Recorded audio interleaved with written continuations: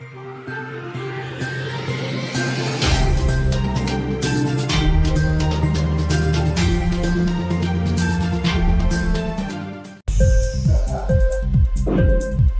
TV prime time news కి స్వాగతం.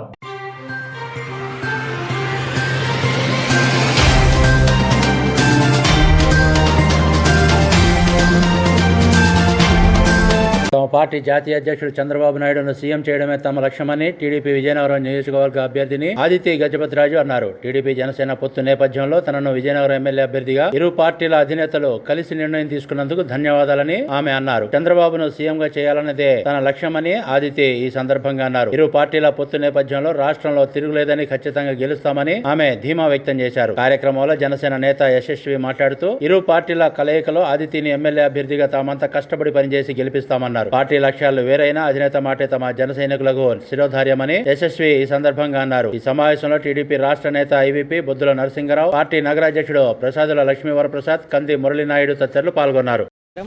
First of all నా తల్లి తండ్రికి నా ధన్యవాదాలు.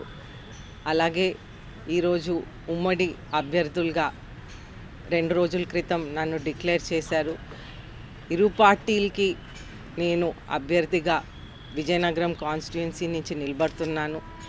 అయితే చంద్రబాబు నాయుడు గారు, పవన్ కళ్యాణ్ గారు ఇద్దరు నా మీద ఇంత నమ్మకం పెట్టుకొని నాకు ఈ బాధ్యత అప్పచెప్పినందుకు ధన్యవాదాలు తెలుపుతూ, అలాగే నా కుటుంబ సభ్యులు, తెలుగుదేశం పార్టీ కుటుంబ సభ్యులు, అలాగే జనసేన పార్టీ కుటుంబ సభ్యులు ఇద్దరు కలిసి నన్ను పార్టీ విజయనగరం ప్రజల్ని నన్ను ఈ ఎలక్షన్లో ముందుకు తీసుకువెళ్తారని కోరుతూ, అలాగే యశస్విని మేడం గారు పెద్ద మనసుతో వారు నాకు ఈ బాధ్యత అప్పచెప్పినందుకు కూడా నా ధన్యవాదాలు తెలుపుతూ, మీ అందరికీ నేను విజయనగరం కాన్స్టిట్యుయెన్సీ నుంచి నిలబడుతున్నాను. అయితే సైకిల్ గుర్తు మీద ఓటు వేసి నన్ను గెలిపిస్తూ, అలాగే చంద్రబాబు నాయుడు గారిని ముఖ్యమంత్రిగా చేసి ఈ రాక్షస పాలన నుంచి మన విజయనగరం ప్రజల్ని, అలాగే మొత్తం రాష్ట్రాన్ని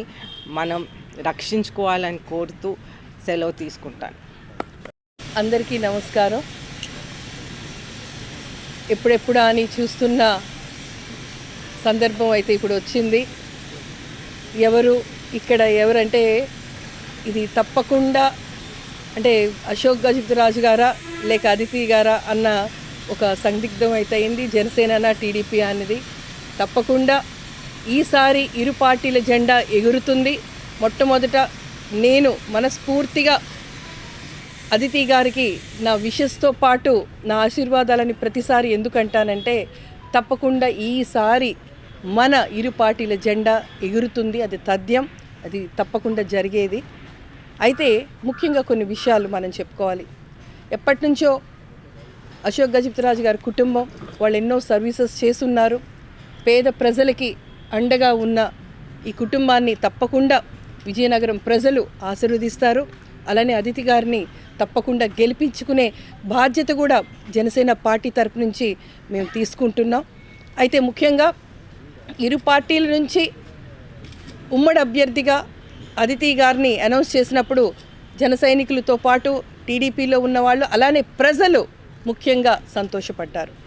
ఎందుకంటే ఇది రాబోయేది మన ప్రభుత్వం ఈ రాక్షస పరిపాలనని రాష్ట్ర ప్రయోజనాల కోసం తీసుకున్న కొన్ని నిర్ణయాలు తప్పకుండా ముందుకు వెళ్ళి జయప్రదం చేస్తాం. అందరం కూడా ఈ 50 డివిజన్లు 22 గ్రామాలు అందరం కూడా మేము మీటింగ్స్ ఆల్రెడీ కలిసి కొన్ని పాదయాత్రలా చేస్తున్నాం. అలానే మేనిఫెస్టోలు ఇవ్వడం జరిగింది. ఉమ్మడి మేనిఫెస్టో కూడా తొందరలో రాబోతుంది.